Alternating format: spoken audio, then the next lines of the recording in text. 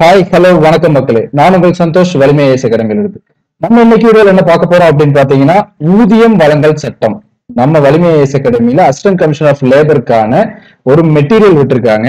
அதுல பாத்தீங்கன்னா சாப்டர் 4ல ஊதியம் வழங்கல் சட்டம், பேமெண்ட் ஆஃப் வேஜஸ் ஆக்ட் 1936 பத்தி ஒரு மெட்டீரியல். அது வந்து 3 பார்ட்டா பிரிச்சிருக்காங்க. அந்த மெட்டீரியல்ல என்னென்ன இருக்கு, எதெல்லாம் இம்பார்ட்டன்ட், எதெல்லாம் படிக்கணும் அப்படிங்கறத நான் சொல்றேன். இதோட பிடிஎஃப் வந்து பாத்தீங்க அப்படின்னா நம்மளோட கமெண்ட்ல பின் பண்ணிருக்கேன், லிங்க் வந்து பின் பண்ணிருக்கோம். அதையும் வந்து நீங்க பாத்துக்கலாம். சரிங்களா? இதை பத்தின ஒரு இன்ட்ரோ கொடுத்திருக்காங்க.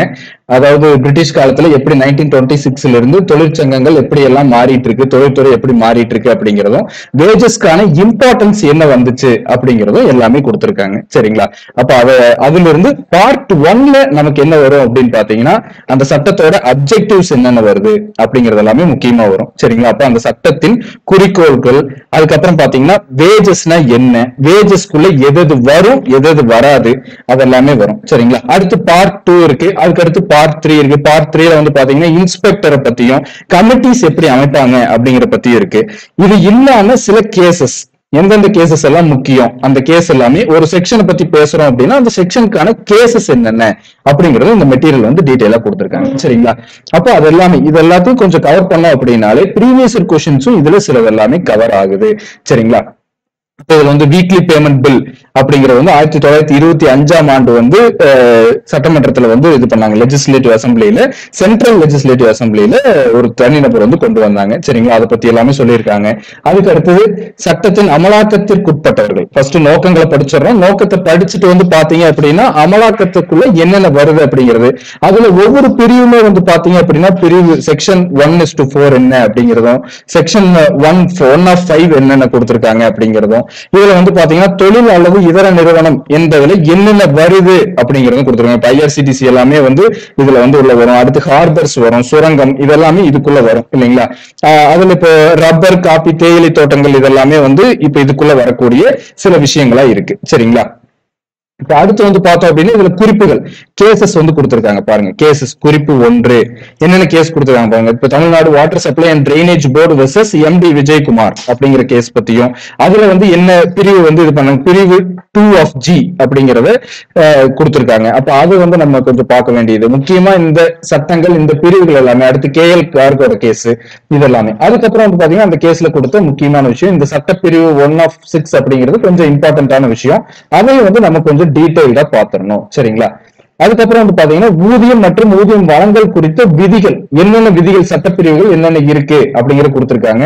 அதுல ஊதியம்னா என்ன, வேஜஸ்னா என்ன, அதுக்கு சிம்பிளான ஒரு டயக்ராமும் கொடுத்திருக்காங்க. லேபர் வந்து ஒர்க்க கொடுக்கிறாரு, அந்த ப்ரொடக்ஷன் ஃபேக்டரி வந்து பாத்தீங்கன்னா வேஜஸ் கொடுக்குது. அப்ப அந்த சிம்பிளான ஒரு டயக்ராமோட உங்களுக்கு வந்து எல்லாமே டீடைலா கொடுத்திருக்காங்க. சரிங்களா? அப்ப ஊதியத்துல என்னென்னவெல்லாம் வரும் அப்படிங்கறத அந்த ஆக்ட்ல டிஃபைன் பண்ணிருக்காங்க. சரிங்களா? அப்ப அதை வந்து நம்ம பார்க்கணும். ஓகேங்களா? இதுல வந்து பாத்தீங்கன்னா settlement, order of court, leave period, overtime work, இதெல்லாம் என்னென்ன வரும், ஒர்க் எம்ப்ளாய்மெண்ட் டெர்மினேட் ஆயிடுச்சுன்னா என்னென்ன பண்ணுவாங்க, அது எல்லாமே இருக்கு. அடுத்து ஊதியம் என்பதில் எது அடங்காது, எதெல்லாம் ஊதியம் இல்ல அப்படிங்கறதும் கொடுத்திருக்காங்க. சரிங்களா? அப்போ போனஸ் தொகை, அடுத்து ஹவுஸ் அகாமடேஷன், ஹவுஸ் ரெண்ட் எல்லாம் கொடுக்குறாங்க இல்லைங்களா, அது அடுத்து வேற ஏதாவது சர்வீசஸ்க்கான காஸ்ட், இப்போ டிராவல் அலவன்ஸ், இப்போ லீவ் போடும்போது உங்களுக்கு டிராவல் பண்றதுக்கான அலவன்ஸ், கிராஜுவிட்டி, இதெல்லாமே. கிராஜுவிட்டி நிறைய பேர் மிஸ் பண்ணிடுவீங்க. அப்போ அதெல்லாமே வந்து பாத்தீங்கன்னா ஊதியம் அப்படிங்கிற டேர்ம்குள்ள அடங்காது அப்படிங்கறத சொல்லியிருக்காங்க. சரிங்களா? அது சட்டப்பிரிவு 2/6. சரிங்களா? அதுல வந்து ஊதியத்தோட பொருள் என்ன அப்படிங்கறது எல்லாமே டீடைலா விளக்கியிருக்காங்க.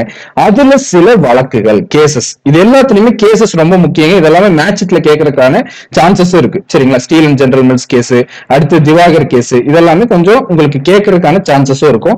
ஹைகோர்ட்ல, சுப்ரீம் கோர்ட்ல நடந்த முக்கியமான தொழிற்சங்கங்கள் சம்பந்தப்பட்ட கேசஸ் இதெல்லாமே நீங்க வந்து கொஞ்சம் பாத்துக்கணும். கோபாலன் வெர்சஸ் ஆகுமதி சிட் ஃபண்ட்ஸ், இதுவும் கொஞ்சம் பாத்துக்குங்க. சரிங்களா? அப்ப இதெல்லாம் முக்கியமான கேசஸையும் உங்களுக்கு வந்து லிஸ்ட் அவுட் பண்ணி எந்தெந்த சட்டத்துல எப்படி எல்லாம் வருது, செக்ஷன்ஸ் எப்படி மாறுது அப்படிங்கறது உங்களுக்கு வந்து கொடுத்திருக்காங்க. சரிங்களா? அடுத்து வந்து பாத்தீங்கன்னா ஊதியம் வழங்க பொறுப்புடையவர் யார், யார் வந்து ரெஸ்பான்சிபிலிட்டி எடுத்துக்கணும் அப்படிங்கிறது. முக்கியமா நம்ம ரெஸ்பான்சிபிலிட்டி எடுத்துக்க வேண்டியது மேனேஜர் தான். சரிங்களா? ஒரு கம்பெனியோட மேனேஜர் அப்படிங்கிறவர் தான் வந்து ஊதியம் வழங்கணும். வேஜஸ் கொடுக்க வேண்டிய இடத்துல இருக்கக்கூடியவர் அவர் தான். அப்போ ஒரு வேஜ் போகுது அப்படின்னா அந்த மேனேஜர் தான் சைன் பண்ணுவாங்க, இல்ல மேனேஜிங் டைரக்டர். அப்ப அந்த ரேஞ்சில் இருக்கக்கூடியவங்க தான் வந்து சைன் பண்ணுவாங்க. ஊதிய காலம் என்ன அப்படின்னு கொடுத்திருக்காங்க. வழங்குவதற்குள்ளான கால வரம்பு, அது வந்து பிரிவு 5 செக்ஷன் 5ல எப்போ கொடுக்கணும், wages shall be paid before the expiry of 7th day after the last day of the wage period அப்படிங்கிறது கொடுத்திருக்காங்க. சரிங்களா? இது எல்லாமே கொஞ்சம் வந்து நம்ம ஃபாலோ பண்ணணும். இதுல இருக்கிறது இதெல்லாமே வந்து இந்த டேஸ் இதெல்லாமே வந்து எம்சிக்யூல டிஎன்பிசிக்கு ரொம்ப பிடித்தமான கேள்விகள், இதெல்லாமே கேட்கறதுக்கான வாய்ப்புகள் இருக்கும். சரிங்களா? இது வந்து 10 நாட்களுக்குள் ஊதியம் கொடுக்கப்பட வேண்டும் அப்படிங்கிறது எல்லாமே கொஞ்சம் டிஎன்பிஎஸ்சியை பொறுத்த வரைக்கும் கேள்விகள் வந்து அதிகமாக விழக்கூடிய இடமா இருக்கு. சரிங்களா? அடுத்து பேமெண்ட் ஆஃப் வேஜஸ் ஆக்ட்ல அது சிம்பிளா ஒரு டேபிள் மாதிரி eligibility criteria, payroll deadline, cash or cheque எப்படி அப்படிங்கறதெல்லாம் ஒரு சைட்ல ஒரு டேபிள் மாதிரி கொடுத்திருக்காங்க. சரிங்களா? அதையும் பாத்துக்கணும். அடுத்து வந்து மோட் ஆஃப் பேமெண்ட், என்ன விதத்துல பேமெண்ட் நடக்குது அப்படிங்கிறது பேமெண்ட் மெத்தட்ஸ். சரிங்களா? அப்போ cash, pay check, direct deposit, பே கார்ட்ஸ், மொபைல் வாலெட்ஸ் இன்னைக்கு நிறைய வந்துருச்சு. ஓகேங்களா? இப்போ அன்னைக்கு வந்து பாத்தீங்கன்னா கேஷ் ஆர் செக் அப்படிங்கிற மாதிரி இருந்தது. இன்னைக்கு வந்து நிறைய சேஞ்சஸ் வந்துருச்சு. சரிங்களா? அப்போ அதுக்கு அடுத்து வந்து பார்க்கும்போது வேஜ் டிடக்ஷன்ஸ் எதெல்லாம் வந்து டெடியூஸ் பண்ணுவாங்க அப்படிங்கறது நமக்கு வந்து முக்கியமா பார்க்கணும். அது வந்து பிரிவு 7(1).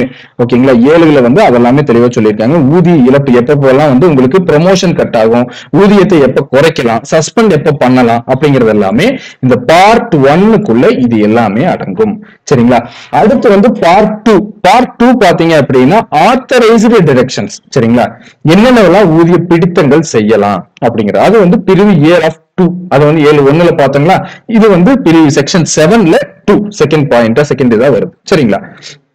அதுக்கு அடுத்து வந்து பாத்தீங்கன்னா இதுல அபராதங்கள்ல செக்ஷன் 7(2)ல ஏல என்ன கொடுத்திருக்காங்க. அடுத்து பிரிவு 8ல என்னென்ன கொடுத்திருக்காங்க. இதுல பாருங்க, இதுல முக்கியமான கொஸ்டின் வந்து பாத்தீங்கன்னா இந்த 15 வயதுக்கு குறைவான தொழிலாளிக்கு அபராதம் விதிக்கப்படக்கூடாது அப்படிங்கிறது ஒரு ப்ரீவியஸ் இயர் கொஸ்டின். 2018ல உங்களுக்கு ஏசியில வந்து பாத்தீங்க அப்படின்னா பேமெண்ட் ஆஃப் வேஜஸ் ஆக்ட் 1936ல யாருக்கு அபராதம் விதிக்க கூடாது அப்படிங்கிற மாதிரி ஒரு கேள்வி கேட்டிருப்பாங்க. அது வந்து பாத்தீங்கன்னா 15 வயதுக்கு குறைவான தொழிலாளிக்கு அபராதம் விதிக்க. அப்ப இதெல்லாம் இந்த 90 டேஸா இருக்கட்டும், இதெல்லாமே கொஞ்சம் இம்பார்ட்டன்டான ஃபேக்ட்ஸா இருக்கும். தமிழ்நாடு லேபர் வெல்ஃபேர் ஃபண்ட், அடுத்து labour welfare board பத்தினது, labour welfare board எப்ப ஆரம்பிச்சாங்க, இதெல்லாமே கொஞ்சம் நம்ம எக்ஸ்ட்ரா ஃபேக்ட்ஸை தெரிஞ்சு வச்சுக்க வேண்டிய அவசியம் இருக்கு. சரிங்களா?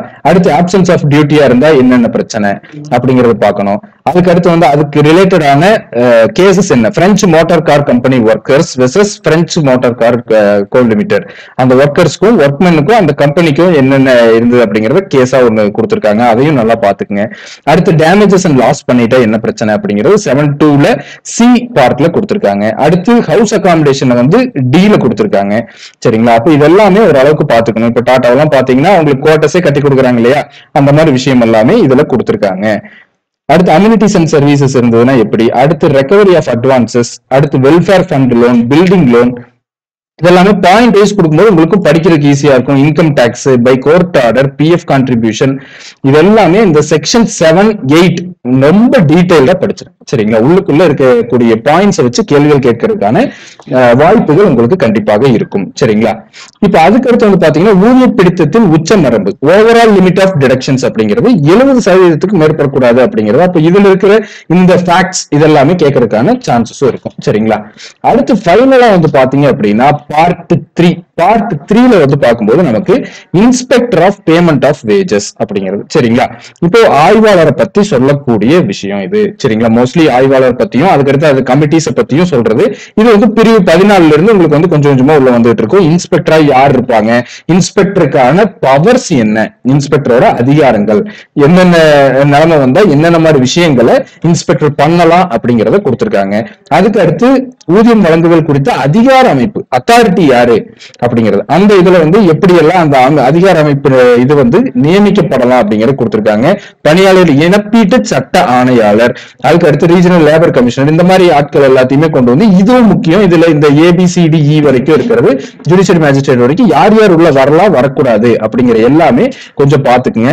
அதுக்கடுத்து ஏதாவது பிரச்சனை அப்படின்னா அந்த விசாரணை நடைமுறைகள் ஒரு கமிட்டி ஃபார்ம் பண்ணும்போது எப்படி எல்லாம் பண்ணும். இப்ப இது வந்து 12 monthsக்குள்ள இதெல்லாமே லிமிடேஷன் பீரியடா வச்சிருப்பாங்க. கோரிக்கையோட இதை வந்து ஒரு பெட்டிஷன் அக்செப்ட் பண்றதுக்கான இதெல்லாம் வந்து பண்ணணும் 12 monthsக்குள்ள அப்படிங்கிறது. இதெல்லாமே கொஞ்சம் நம்ம பாத்துக்கணும். இதுக்கான கேஸ் என்னென்ன நடந்திருக்கு, அந்த கேஸ் எப்படி நம்ம ஃபாலோ பண்ணணும், இதெல்லாமே நமக்கு ரொம்ப ரொம்ப முக்கியம். அதுக்கு அடுத்து எம்ப்ளாயி காம்பன்சேஷன், யாருக்கு எம்ப்ளாயி காம்பன்சேஷன் கொடுக்கலாம், எந்தெந்த சந்தர்ப்பங்கள்ல எம்ப்ளாயி காம்பன்சேஷன் கொடுக்க கூடாது அப்படிங்கிறது எல்லாமே இந்த இதுல வந்து சட்டத்துல வந்து தெளிவாக விவரிப்பாக கொடுத்திருக்காங்க செக்ஷன் 15ல. அப்ப அந்த செக்ஷன் 15 பத்தியும் நம்ம டீடைலா படிச்சுக்கணும். சரிங்களா? அதுக்கடுத்து இண்டஸ்ட்ரியல் டிஸ்பியூட் ஆக்ட் நம்ம தனியாவே பார்ப்போம். இண்டஸ்ட்ரியல் டிஸ்பியூட் ஆக்ட் அது இல்லாம இங்கேயும் வந்து ஒரு பாயிண்ட் வந்து நமக்கு வந்திருக்கு, அதையும் வந்து பாத்துக்குங்க. அதுக்கடுத்து மேல்முறையீடு எப்ப பண்ணலாம் அப்படிங்கறதும் பாத்துக்குங்க. மேல்முறையீடுல அந்த இந்த அமௌண்ட் எல்லாமே முக்கியம். சரிங்களா? மேல்முறையீடு செய்யறதுக்கான அமௌண்ட் என்ன அப்படிங்கிறது. அதுக்கு அடுத்து JR Puraswamy versus SJ. Shukla case, இதையும் படிச்சிருங்க.